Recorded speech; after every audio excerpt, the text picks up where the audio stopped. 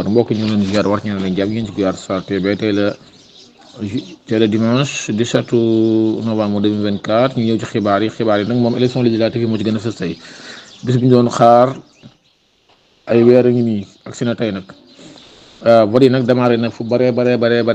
ci Sénégal ki nga xam ne mooy président de la République bu Sénégal di Bassirou Diomaye Faye moom nag ma nga voté fële ca Ndiaganiao ak si na fa dem ci ngoon voté na ci suba nag ba génn moom Bassirou Diomaye Faye mi nga xam ne élection yi daal nit ñu ko tàmbalee ci bis bi maanaam nañ ko àggale ci jàmm ak salaam nañu taaral bis bi comme na ma ko diggee woon ay élection yu leer yu jaar yoon kenn ku ne bëgg ngaa teewal sa doomi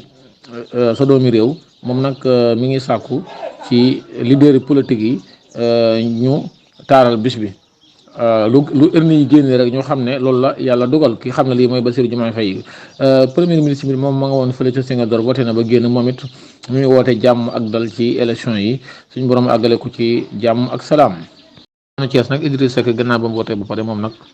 bu ko journaliste taal la micro moom nag dafa bañ a du yëkkati ab déclaration nga xam ne daa woote rek dem yoonam kii di Idriss Seck ñi xam ne ñooy waa Sénégal. mën naan jàpp dara xudóos foofu moom mbooloo mi génn nañ massivement pour voter ji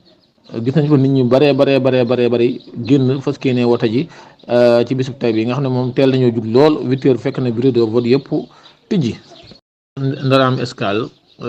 nekk ci région de Kaolack foofu nag dañ faa seetlu bulletin Ousmane Sonko yoo xam ne photom nekku ci waaw dañoo gis daal P bi rek la ñuy gis Pastef les patriotes moom la ñuy gis kon nag ñoom kii ñu ngi woote appel ci kilifa yi. ndax yëpp melul nii mbokk yi dana ñëw ci yeneen i xibaar bu ci kanamee tuuti comme tey la législative yi tey moom xibaar yi gën a yaatu incha allah.